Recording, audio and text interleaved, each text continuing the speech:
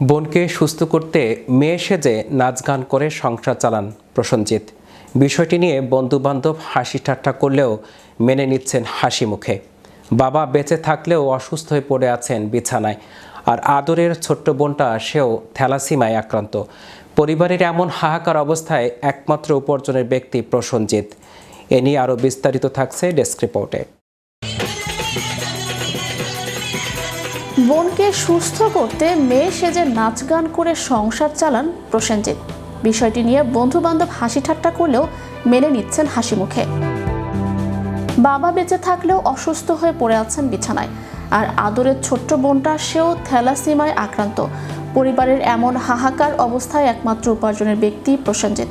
বাবা বয়সের ভারে অক্ষম, মা সেলাই করে সামান্য কিছু উপার্জন করেন। এক কঠিন বাস্তবতার মধ্যে দাঁড়িয়ে আছেন 21 বছর বয়সের যুবক প্রসেনজিৎ রায়। নীলফামারীর জলঢাকা উপজেলার গোলনা ইউনিয়নের খারিজা গোলনা গ্রামের প্রসেনজিৎ পড়াশোনায় ভালোই ছিল, কিন্তু আর্থিক অসচ্ছলতার কারণে এসএসসি পাশ করার পরই বন্ধ হয়ে যায় পড়ালেখা। সংসারের তীব্র টানাপোড়েনে বাধ্য হয়ে 2018 সালে আঞ্চলিক পালাগান, মনসা মঙ্গল, বেহুলা গান, লক্ষ্মীমানের দলে যোগ দেন তিনি।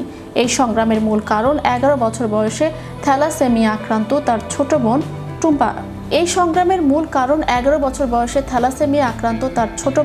টুম্পা রায়। চিকিৎসার পেছনে ইতোমধ্যে শেষ হয়ে গেছে পরিবারের সব সঞ্চয়। বাধ্য হয়ে বিক্রি করতে হয়েছে ভিটে মাটির একটি অংশ ও গরু ছাগল। ঋণের ভারে জর্জরিত পরিবার এখন আর চিকিৎসার খরচ চালাতে পারছে না টুম্পার। সাথে আরও একটি দুশ্চিন্তার নাম হয়েছে প্রসেনজিতের আরেক বোন বৃষ্টি রায়। আর কিছুদিনের মধ্যেই বিয়ের উপযুক্ত বয়সে পৌঁছে যাবে সে। তার ভবিষ্যৎ নিয়েও অনিশ্চয়তার ছায়া পরিবারের মধ্যে। অন্যান্য বাচ্চাদের মতো খেলতে ও ঘুরতে চায় অসুস্থ টুম্পা। ছোট বোনকে অসুস্থ দেখলে দিশেহারা হয়ে যায় পুরো পরিবার। প্রসেনজিতের বোনের চিকিৎসার জন্য সমাজের বিত্তবানদের এগিয়ে আসার অনুরোধ জানিয়েছেন প্রতিবেশীরা। এদিকে সাধ্য অনুযায়ী ইউনিয়ন পরিষদের পক্ষ থেকে প্রসেনজিৎকে সহযোগিতা করা হচ্ছে বলে জানান ইউনিয়ন পরিষদের প্যানেল চেয়ারম্যান মোহাম্মদ ওবায়দুল ইসলাম।